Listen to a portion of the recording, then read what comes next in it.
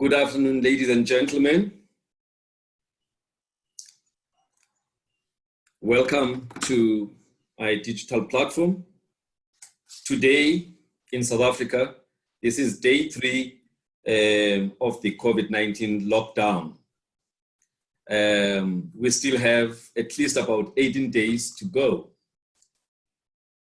Now, the topic for today is surviving the 21 days of the lockdown.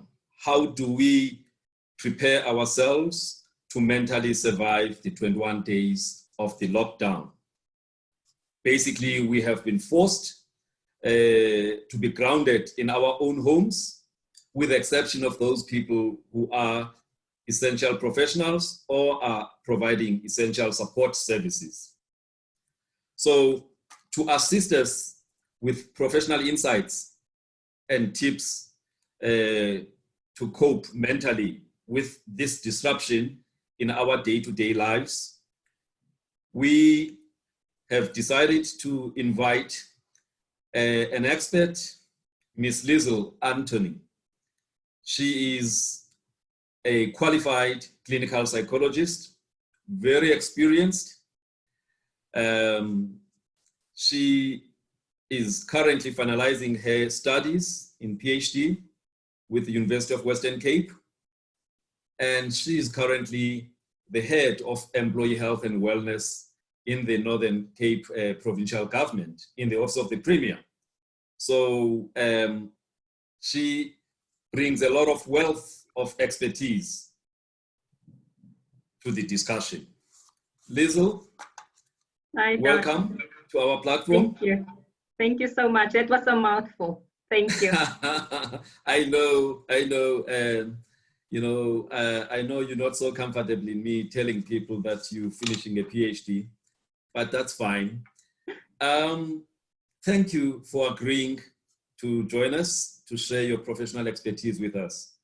That's a pleasure. Looking at my timeline over the last 3 days, a lot of people are not coping with the fact that they have been forced to stay in their homes. They just don't understand the restrictions in the freedom of their movement and the disruption that has resulted. So basically, just help us understand, before we get to specific questions, the majority of people who feel that they are forced to stay in their homes and they don't really know how to deal with that. Just at a high level, what's happening in the minds of the people? Yes, I think we've all been called on by our president to play our part. We've all been called on to do our little bit, to show up. And ironically, showing up for our country in this instance means staying at home. And because we are such social people, and especially South Africans, but humans in general are social people. So we find it quite restrictive to now all of a sudden, we can't move around. We can't do what we want to do, and we can't socialize the way that we are used to. And that is quite difficult for many of us. I think our lives have also changed dramatically almost overnight, although we had about 3 days to really adjust to the sense of we'll be locked down. It feels like it was an almost overnight change for a lot of people. Nobody was really prepared. This is new territory for all of us. Nobody's ever been really, well, for the younger generation, in a sense of being locked down and told this is what you're going to do now. So I think a lot of people are really struggling and finding new ways to deal with this new reality. And that's what we see. You just mentioned now that a lot of the younger people, this is first time that they are going through something like this. Yes. Now, some of us who are a bit older will remember state of emergency in the 80s, especially the mid-80s. The soldiers patrolling, the townships, coming to universities, quite brutal. A lot of people dying and everything. Now, just trying to see if there are any similarities. Now, when we see these cars, the defense force cars patrolling our streets. Yes, they have been deployed by a democratic government, but those people who had traumas during that time, maybe unresolved trauma, what do you think, seeing these people, seeing the soldiers patrolling the streets, is there any trigger that it provides? And this is not only for people in the townships, but also the people who were on the other side defending apartheid, where they had to go to the townships, they had to go to the borders to enforce certain things, relating to the government of the day. So seeing these soldiers going up and down, does it pose any risk of triggering, past traumas that maybe we did not deal with, properly? Definitely. I think a lot of people might subconsciously or unconsciously be resisting this because it is definitely causing triggers within them. It might remind them exactly of that time when they were so forcefully restricted, when a lot of movement was controlled. They didn't have freedom of movement. They didn't have the rights to go out and do what they wanted to do. So it can definitely, at that stage, it could have triggered a lot of anxiety, a lot of fear, a lot of anger also. Right now, we might see that they're starting to remember that, and that could be in nightmares, that could be in flashbacks. So this whole situation could definitely be triggering underlying trauma that they might not have dealt with on both sides, like you mentioned, both on those that were restricted as well as those that enforced the restrictions. So it could be quite a difficult situation on both sides. It's definitely more of the older generation that would be exposed to that, although the younger generation, through the discussions, the stories, the talks, would also be hampering some of that anxiety, that fear, and that anger as well. And you could see them resisting this lockdown because of the past and what happened. Now, in the first 2 days of the lockdown, looking at the visuals on TV, we saw a lot of people, again, mainly in rural South Africa and also in the suburbs, rural South Africa and also in the townships. And a number of them did not really abide with the rules. They were just roaming the streets. Could that be some form of defiance? And what could be informing something like that? Others are basically saying, well, you know what, everybody's gonna die at some point. So why restrict my movement and stuff? If it's my day, it's my day. Why should people, think like that at a psychological level? That sense of fatalism. People saying, you know what, let me enjoy my life, because anyway, if I have to die, then it's my day. It is quite a difficult situation that needs a lot of unpacking. I think we really need to spend a different session on that and really unpack the psychology, the sociology around that. But I also think that we need to be mindful of the fact that different degrees of privilege afford us different levels of choices. And choices, whether it's economic choices, different psychological, social choices, economic, like I've mentioned. So there's a lot of underplay, there's a lot of nuances, there's a lot of subtleties that one really needs to look at to try and understand the dynamic. It's not as simple as just to say it's pure defiance, although it could be that. It could even be just the fact of, well, we're already in this situation, so what else is going to change? Now, in the days leading up to the lockdown, we saw a lot of people, especially I would say those who are privileged across all color lines, going to the macros and other places and basically cleaning up those places, stocking up food, stocking up toilet paper and all of that. What could be the reason behind that kind of, behavior when the president had said, look, everything will be okay. He has spoken to industry. There won't be any shortage of food. He has been assured that, the supply lines to supermarkets and places like those is going to stay open. However, people still went to buy and stockpile so much. And those who don't have, unfortunately, could not go and do that. So what could be behind that thinking and the behavior where people felt, you know what, it's me and my home, and let me just try and get as much as I can, and leaving nothing for others? Yeah. This is unprecedented. This is new territory. There's no roadmap for this. Nobody's been in this situation before.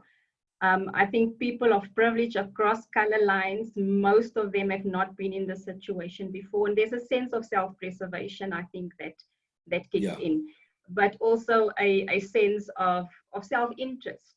And I need to care for me and my own, and I might need to make sure that I'm protected, I'm covered, my house is covered, and I don't really care as long as I'm protected, and I need the essentials and more than the essentials, actually. Yeah.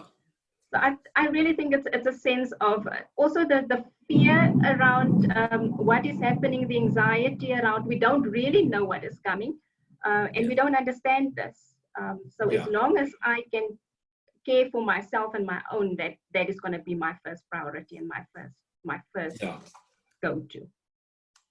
Now, during this lockdown, most of us have been glued to TV, switching across channels, and most of the news that we are consuming, whether it is local news or even international news. I mean, for example, people are tracking the number of deaths overnight in the US, the number of deaths overnight in Italy, places like Spain, and consuming that type of news, which is largely bad news.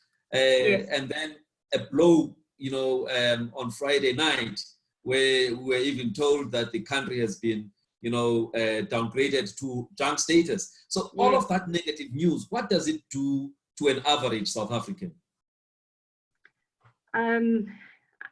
Bad news is bad news, and it takes down your mood, and it creates more anxiety and more fear. But we also become so focused on the bad news. We don't want to miss out. We have this fear of missing out on the news, and we want to know more and know more. So we focus. So FOMO, the young people, they talk of FOMO, fear of missing out. Yes.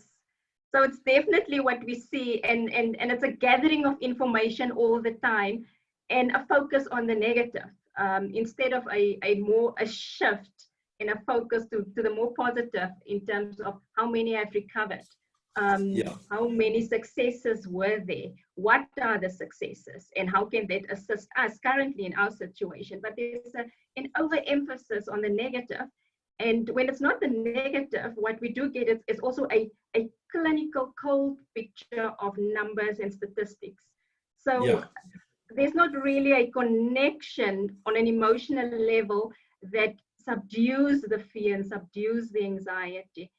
And I think it's because of that people also want to know because is it going up or is it coming down? Because that will then assure me that I'm safe. And we tend to then focus more on the negative. Yes. At what point, though, should people, switch off from, that kind of news? Because clearly, if you're sitting the whole day and you're consuming negative news, there must be something that it does to your own psyche. Is there a way, do you think it's wise for people to ration themselves in terms of the amount of time, or at least some breaks in between, like maybe 1 hour at a time and then another break or something like that? Do you think there's any value in people, taking time away from consuming the news? Oh, definitely. I think that is one of the top tips in a situation like this, is to limit your social media exposure, especially when it's only on COVID-19 or the coronavirus, the crisis that we're facing at the moment. to limit television coverage, and to really just focus on factual sources that you can trust that will provide accurate information. But I think one needs to limit your exposure to this. It's going to be different for different people, and you need to look at what are your requirements, how anxious does it make you to look at the news.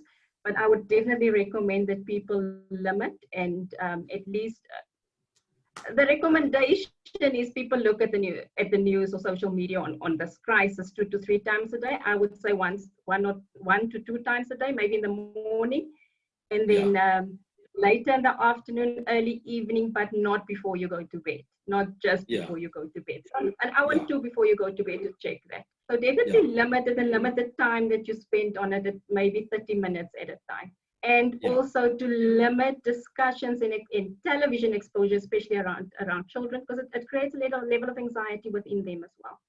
Yeah.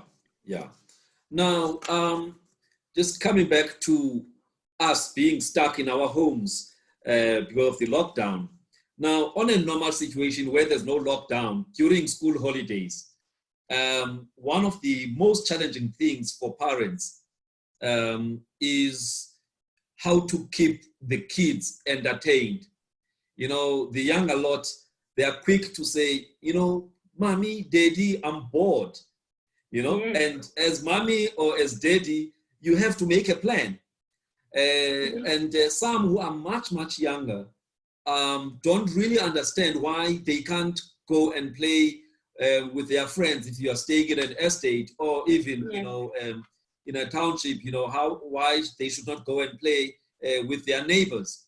So how should parents deal with the pressure, you know, from the kids? Because this time, when they say they are bored, there isn't much you can do in terms of taking them out, arranging play dates, you know, as part of social distancing. So how do you think parents should handle the issue of, you know, trying to calm them, you know, the kids down?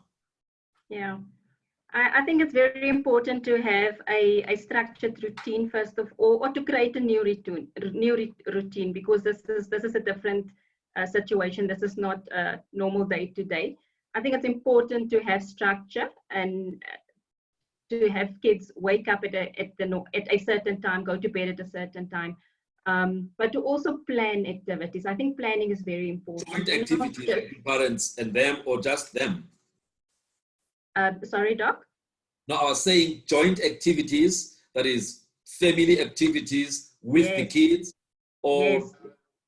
Definitely. I think there's space for, I think one needs to ask yourself, what is the opportunity here? Because we are faced with an opportunity where we can actually reconnect as a family. And we don't often get this in our busy lives. So I think it's important to have time for learning activities, and to have time for family activities, time for fun, play with the kids, cook with them, bake cookies.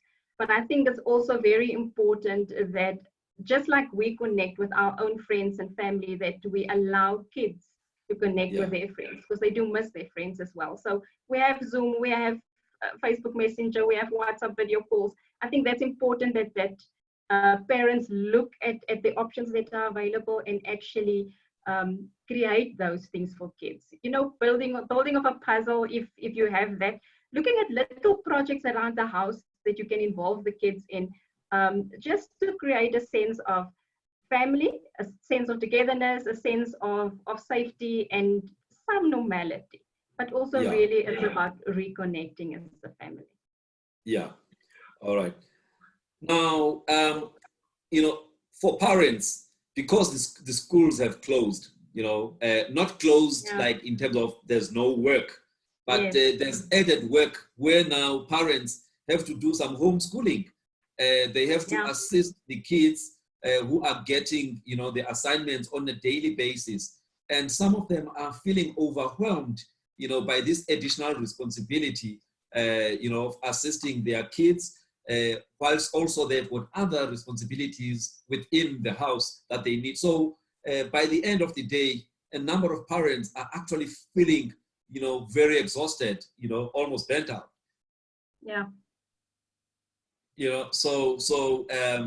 But anyway, now when one reads, the news about what happened in China, there's a number of things that we are learning from their experience. But one of the negative experiences that seems to have happened there is that after the lockdown period, they have observed a high rate of divorces, in China. Can you just take me through what could be behind, that sudden increase in the divorce rate? Something that we also normally see around January, when people are on holiday during December, and then you find that the divorce applications, they go up in January. So what could be behind this thing when people are forced to be in their homes? Sure. I think before I touch on that, I just need to go back to what you said about parents and burnout. I think that's where a structured program comes in, where kids know that we have playtime on our own and have a designated area where they do play on their own, or where they have the play dates with their friends on Zoom. And that gives the parent a little bit of free time for either work or to do other things that needs to be done. So I think it's really around planning and see how possible is that for you, and how do you manage your remote work and your family life balance, because that really comes into play now as well. All right. But looking at China and the divorce rates, I think the reports seem to suggest, it wasn't just about, I think the reports are showing that there was quite a lot of neglect of vulnerable people within China due to the isolation, even abandonment of babies, and there was also a lot of domestic violence. The report seemed to suggest that because of a lot of the idle time that people had, or more time, there was also a lot of there was an increase in alcohol consumption, and that in effect led to more domestic violence. Alcohol consumption, and then the related domestic violence. And after lockdown, a lot of relationships actually suffered because of that. Previously, there weren't any domestic violence, and then all of a sudden, a lot of people were experiencing that.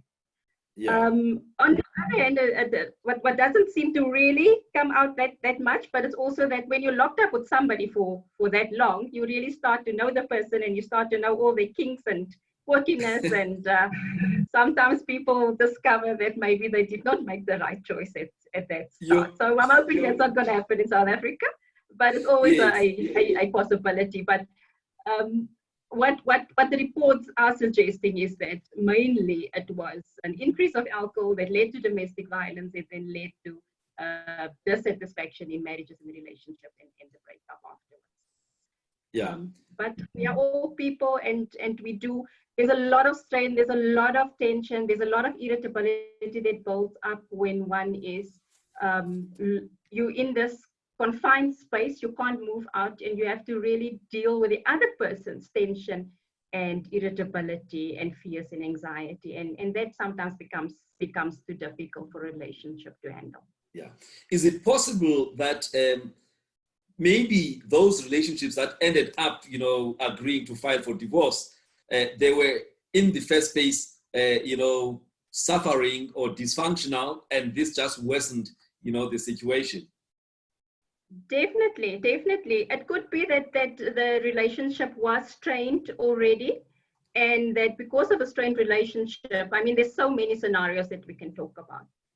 Because of the strained relationship, it can lead to an increase in substance use, alcohol consumption, and that then lead to people taking out their frustration on somebody else.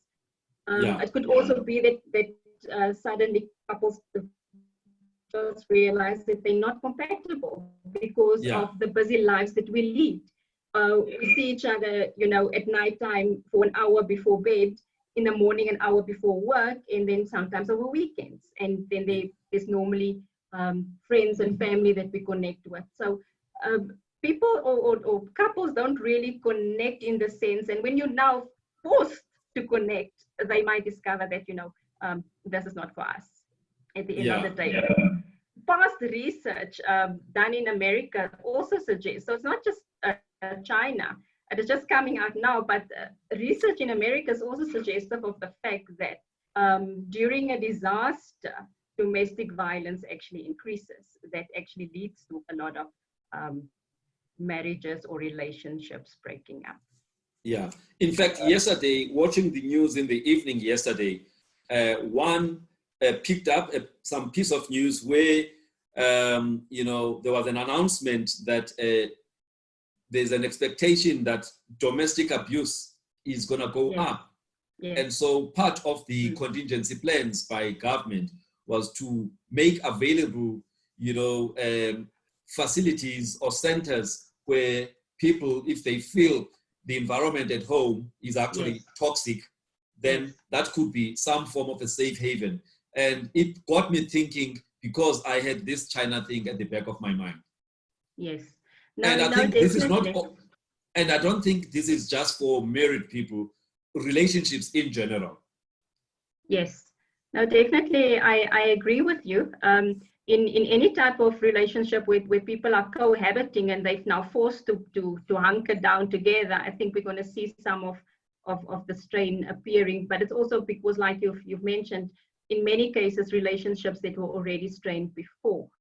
Yeah. I think government has put in place, the domestic violence helpline, the hotline for that. There's also a hotline for family protection and child services and sexual offences that people can call. So because that research has proven, like I said to you, not just in China, but across, that in any disaster, levels of domestic violence do increase. They go up. Yeah. Now, one of the other issues I just thought, whilst we're talking about the challenges, within relationships, the ability to deal with conflicts. What tips maybe, just, I know we're going to talk tips later, when we are wrapping up, but what tips could you, can you give, to people as a way of helping them to either not get engaged in conflicts, or if they are already in those conflicts, they deal with them in a much better way that might not result in situations where it might end up with domestic violence or, what we call gender-based violence? I think the answer to that is quite simple. Don't show up for any argument that you get invited to. You have a choice. So, but I think sometimes when space is limited, we all need space, and it's going to be important for people to respect each other's space. Yeah. Because that is going to create conflict. And I think that comes with a planning. To say that as mom and dad, as children, there might be other family members there within a confined space. So create a little space for everybody, and respect the boundaries. Respect the boundaries of each and every person. I also think that it's important not to hold grudges. Everybody's on edge. Everybody's doing the best that they can. And to really realize that we're all here in this together. No one is exempt from this. We have to make the best with what we can under the circumstances. So I think it's really important to keep that in mind, and to also keep in mind that this is temporary. It's not forever. Things are going to change. And to realize there is going to be conflict. Conflict will be there. There's no way you can avoid it, especially when you're in a confined space.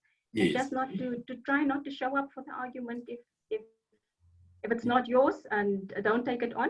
Move away and say, let's talk about it later. Yeah. No, I think that's a good tip. Don't show up if you are invited to a conflict. If anything, sleep over it and see if you still feel the same way the following day before you actually address it in a much more civil way. Because if you respond to the invitation, things might just, aggravate and end up where both of you might regret. Yeah. Exactly. Now, don't RSVP to that argument. Say no, thank you. Yes.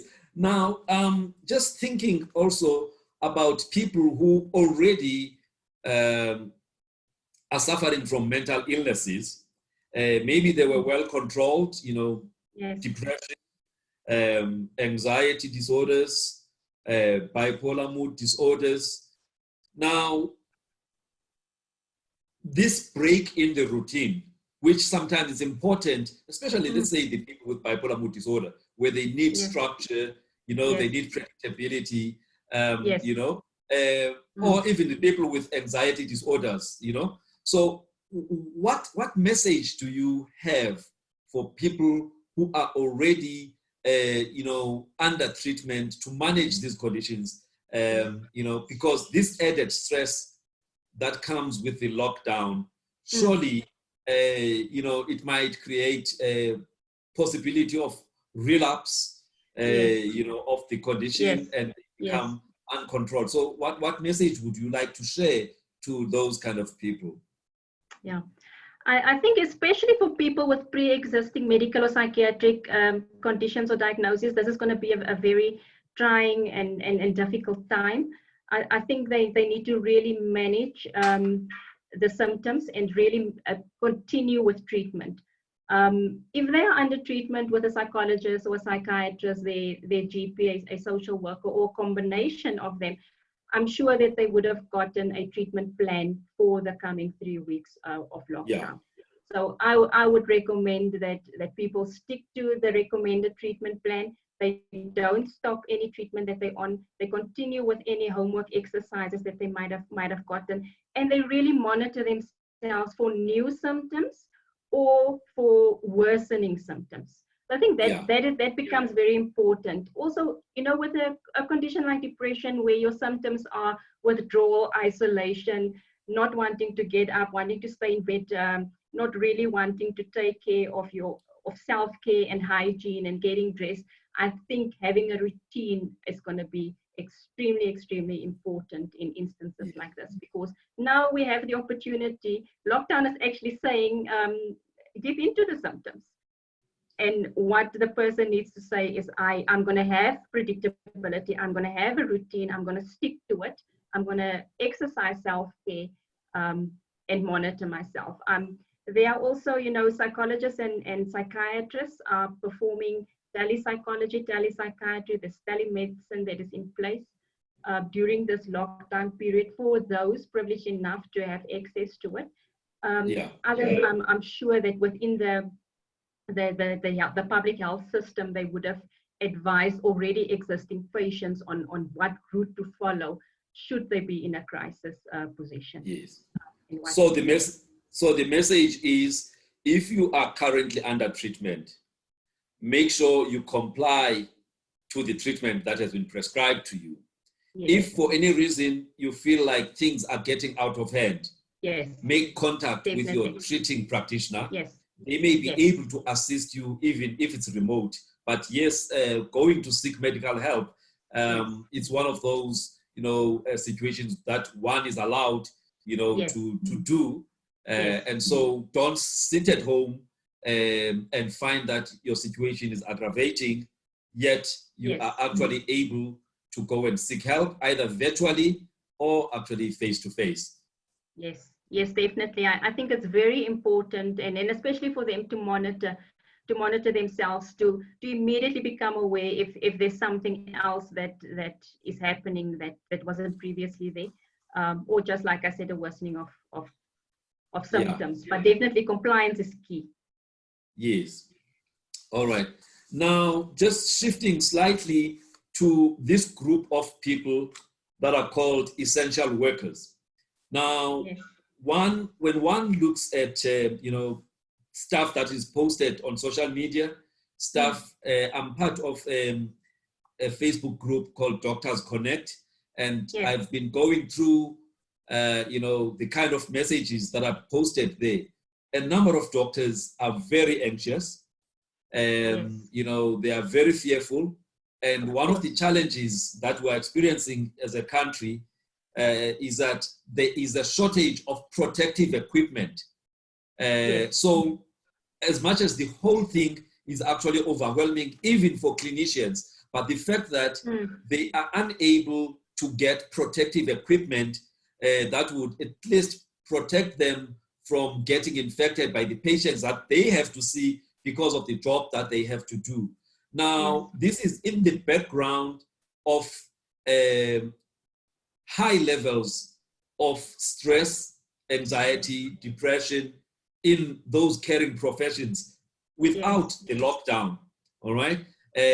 Now, what they saw in China was that they did a study of about 1,300 people, and that is the doctors. And what they found was that about 76% of the people were actually emotionally distressed. About half of them presented with some depression symptoms. And just about 43% or so actually had anxiety symptoms. Now, within that context, we frontline essential workers, and I mean, psychologists, you know, are part of that, nurses, doctors, you know, and even people, you know, in other, you know, caring professions, even the soldiers themselves, you know. So what advice do you have for these essential workers in terms of managing their own situation? They're worrying about getting infected themselves. They are worrying about their families back home, whether when they go back, they won't infect their families. So they are in an emotional turmoil. Yes, they have, you know, signed an oath and they know what they, you know, they are in for. However, they are human as well. So what advice do you have for them? That's a very difficult one, Doc, because that is the reality. That is what each and every healthcare professional, frontline medical staff member, whether it's a doctor, whether it's a nurse, a physiotherapist, or a radiologist, any of those that deal with a COVID-19 patient faces on a daily basis. So it's very difficult to give advice when you know that the protective gear that they need, that is essential to protect them from not getting ill, is nowhere to be found. You can only but acknowledge their fear, acknowledge their anxieties, and try and, you know, work with that, and try and see how best they can with limited, very limited equipment, try and protect themselves. So that places yourself as a psychologist in a you know, or even a social worker or a counselor who has to deal with that and see the patient. You feel helpless, you know, because you know that whatever you say isn't really going to take away the fear and the anxiety and the possible exposure that that person is going to face at the end of the day. It's really a very difficult situation. Yes. And I mean, in the stats that were released yesterday, the national stats, they reported that about 10 doctors are already infected. And one of the doctors, whose age about 70 years or so, is actually in high care or ICU. So this is not theory that we're talking about. The fact that, you know, people are anxious, and the reality is that they are getting exposed. In other countries, because of the shortage, they had to reuse some of these protective gear, you know, and obviously they know that that is not enough. So I think the employer has to do more, you know, whether it is in the private sector or even in the public sector, to at least make sure that as they are sacrificing their lives to help others, at least reasonable equipment, you know, or protective gear is made available to them. Definitely. I think doctors and nurses are in such a difficult position, because this is their life. This is what they said they will do. They will protect patients. They will not give up. And yet the employer is not coming to the party and say, I will protect you for what you are prepared to do. You know, this is doctors across the world are facing this. There is a shortage of protective equipment, and one can just hope that situation is going to be rectified sooner rather than later, because our situation is probably going to get a bit more difficult. And actually, I know we've been talking about doctors here, but some of the stuff that's coming out, actually the nurses Yes. are even more at risk because Yes. they spend more time with Yes. patients than doctors do. So whatever that you've shared applies equally well, to the nurses as well, to make sure that they are afforded, the protection Definitely. that they require, at least to minimize the chances of them, becoming a statistic. Because, when you look at what has happened in Italy, so many doctors have actually perished because they were part of helping, and they unfortunately, as part of the occupational hazard, succumbed to the disease, and it need not be like that. Yeah. Yes. No. Definitely. I think all healthcare professionals are at risk. Everybody that takes care of a patient, everybody that gets into contact with even a suspected COVID-19 patient is at risk and needs protective gear. Like you said, even our SANDF people who are patrolling, our police who are patrolling, everybody needs protective gear, but especially those who take care of the patient. Yeah. Now, so we've spoken about, balancing the bad news and looking at the positives. Now, just for the benefit of the people who are watching here, people easily, and they talk about stress, but just what are the tell signs that, what, my stress levels are quite high, just basic symptoms. Or maybe let's just talk, what is stress? Because we've been talking stress, assuming that everybody who's watching actually understand what stress is. Yes. I think, being under, we all under stress all of the time. We all have anxiety and fear about normal things that we go through, whether it's work, whether it's finances, whether it's our family life.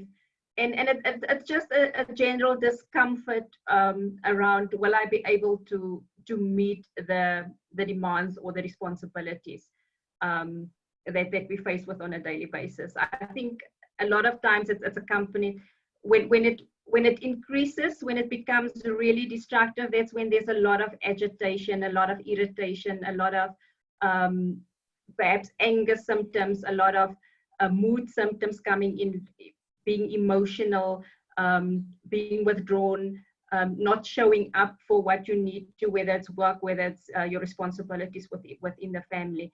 So it's really feeling a sense of not coping, not being able to deal with what is in front of you or what you face. Yeah. So what would make one to now realize that, what, I think I've reached a point where I need help? Yeah. I think it's when there's definitely an increased level of anxiety, when there is a lot of hostility, increased levels of irritation, a lot of anger, that is out of the ordinary, that you also realize that is it's something that is not the norm for you as a person. Quick-tempered, losing your temper with the children, really being a lot of tension, a lot of irritability, but also feeling sadness, feeling a lot of emotions. And when there's your frustration tolerance is definitely lower than what it used to be. Then one should do something about it.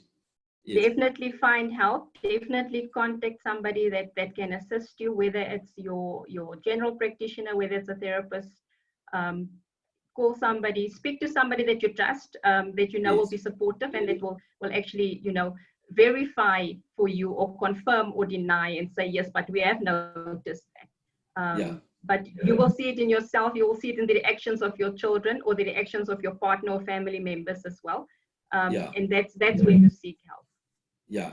Now, any basic, advice around how to cope, during this point? I mean, people talk about escapism, you talk about alcohol and its negative effects, but I'm sure there are other forms of escaping, like movies and other things. Can one use strategies like those, escaping, and distraction, you know, Yes. and other things like just being out there, exercising, and all of that. You know, what coping mechanisms can you suggest for people who, so that they don't get to a point where their stress levels are actually unmanageable? Yeah.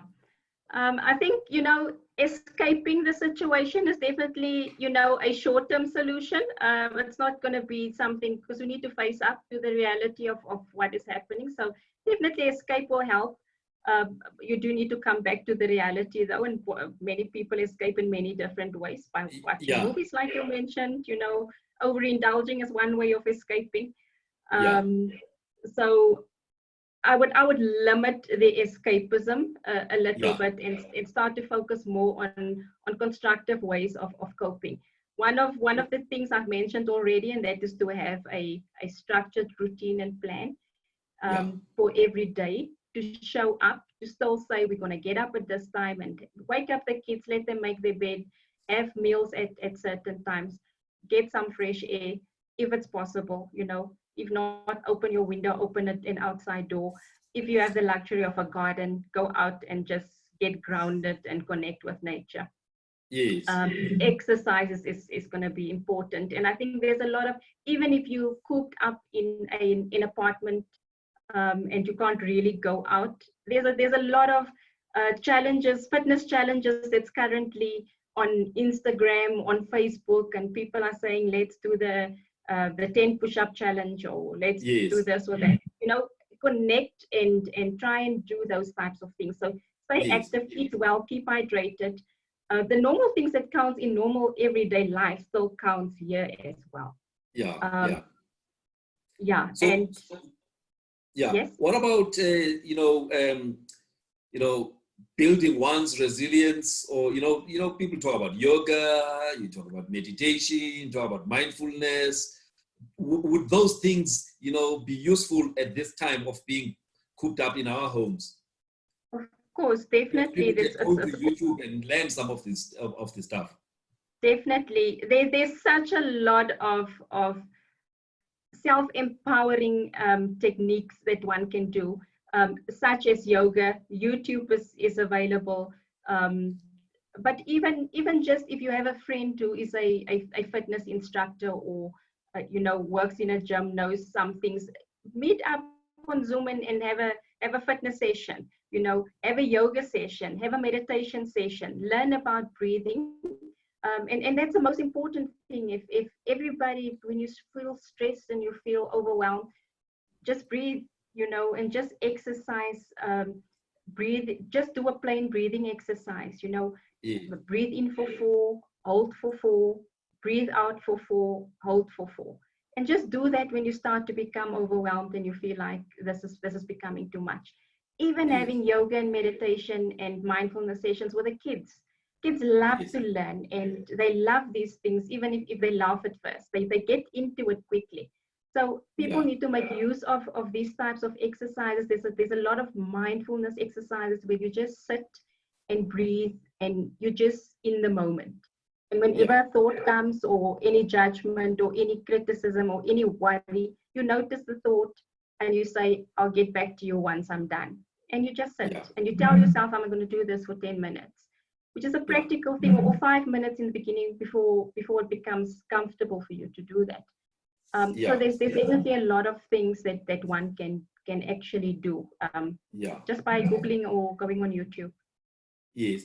All right. As we are going to wrap up, just, any tips that you'd like to share with the viewers on just how to survive.